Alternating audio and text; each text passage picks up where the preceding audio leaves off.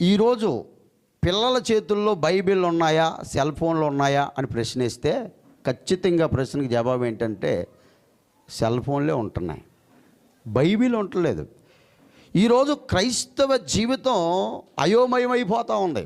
ఆధ్యాత్మికత లేదు, at the same time పరిశుద్ధత లేదు. There is no holiness the Christian life.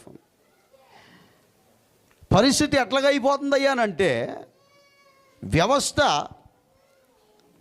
పాడైపోతూ ఉంది, బిడ్డలు పాడైపోతూ ఉన్నారు, పిల్లలు పాడైపోతూ ఉన్నారు. గల కారణం ఏంటి అని అంటే పిల్లలను సరైనటువంటి విధానములో చాలామంది పెంచలేక ఫెయిల్ అయిపోతున్నారు.